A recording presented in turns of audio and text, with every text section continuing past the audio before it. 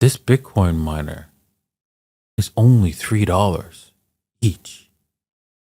So you'll be able to get Bitcoin for $3? Good morning, good evening, good afternoon, wherever you are, whenever you are. Thank you for watching my videos. My name is Da Vinci. I'm 5x5 here in Dubai. Hope you're doing well. Oh boy. Well, you know what? It's not much going on in the markets. The Bitcoin has gone pretty much sideways, and there's been like quick spikes here and there, but again, coming back to exactly where I was telling you it was going to come back to $26,000 mark. And so we're going to just go over some news and then quickly go over the charts. And if you're interested in trading, of course, you could trade at bybit.davincij50.com. Links are in the description below. But let's jump into the news quickly. Micro $3 Bitcoin miner won't make bank, but that's not the point. Pocket-sized Bitcoin miner are a stand against the secrecy and exclusivity of Bitcoin mining industry, according to their investors. Okay.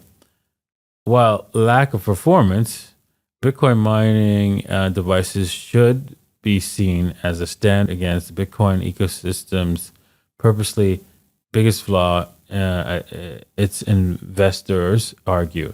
Micro Bitcoin mining devices, often open source and pocket size, have been serving a niche part of the market, offering buyers a fully assembled device or do-it-yourself kit to mine Bitcoin solo.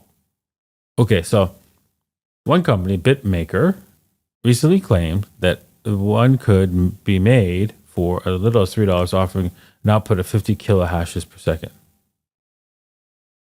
Come again? 50 kilohashes? 50 kilohashes per second? I'm clearly reading that wrong. 50 kilohashes per second? No.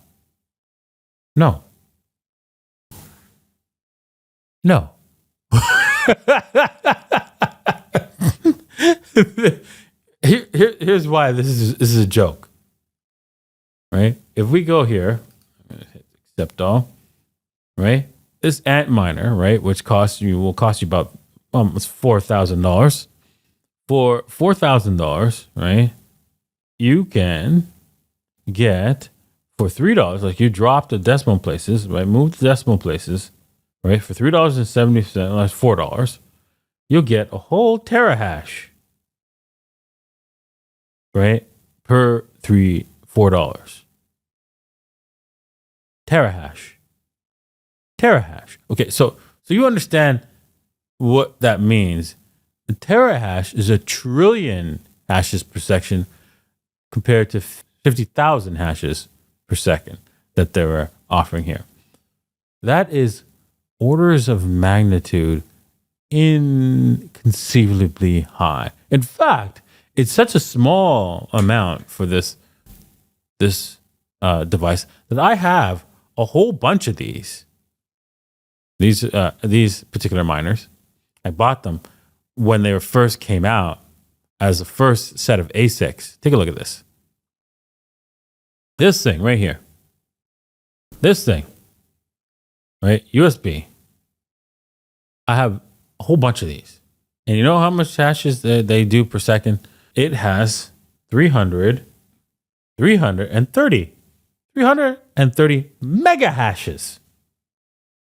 Millions of hashes. So, whilst this thing's $3, right? Maybe I should sell this for and the other one right here is 50 kilohashes.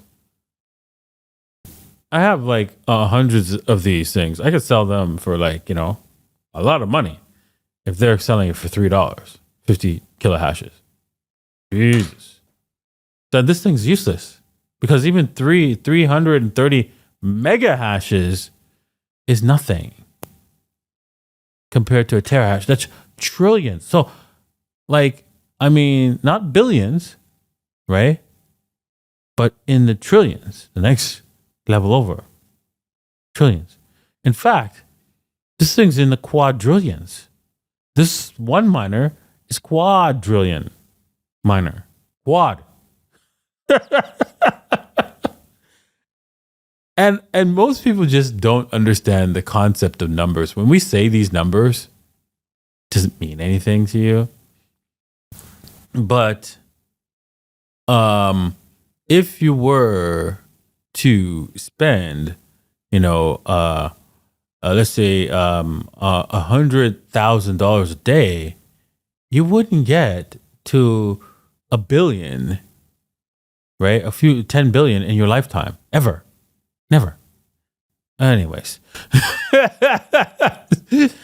oh my God. So yeah, these numbers, right? When you're talking quadrillion, this number is like barely conceivable to your mind.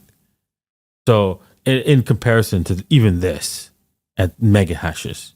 All right. So moving on, Coinbase, right, creates a new crypto lending service geared toward large investors.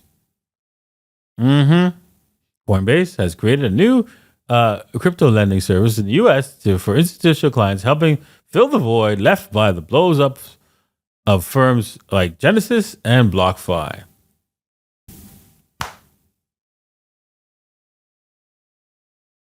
And people will go running to this because they're just dumb. and I get it. I mean, I've also mentioned BlockFi as a place where you could deposit and provided links in the past because it was just too lucrative because of the money that they're offering, right? And it is not a bright idea because it's not sustainable.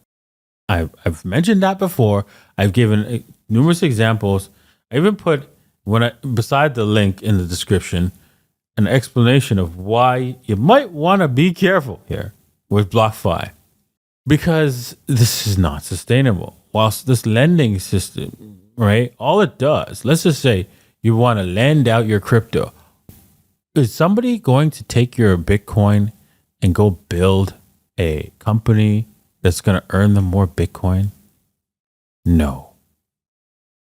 They're going to actually sell it into the market, lowering the price and causing you to get liquidated.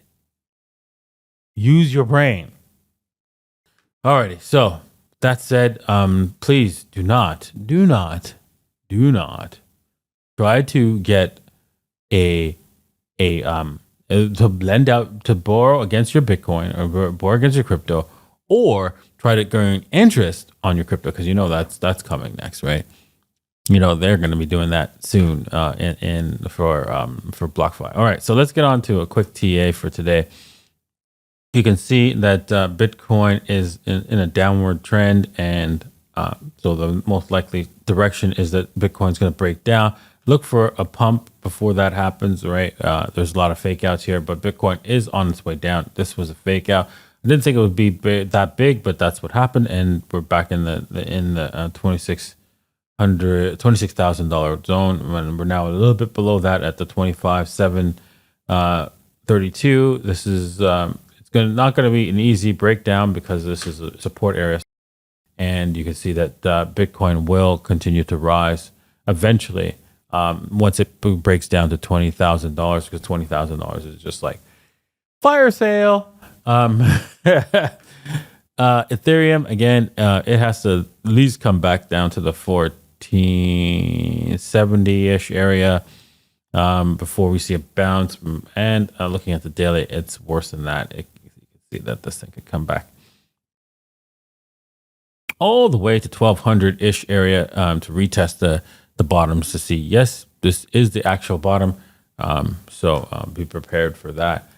Worst case scenario, most likely we'll get a reprieve somewhere between the 78.6, which is still $1,200,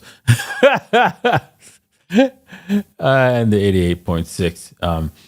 And hopefully, maybe we'll get lucky, and Ethereum will bounce off of the 1361, which is a 61.8 from this big move, and that would be a very positive outlook for Ethereum if that were to happen. So I would it would be worthwhile to take a risk and buy this area because you can see that is there is a connection here between this breakout level and this retest of that level there.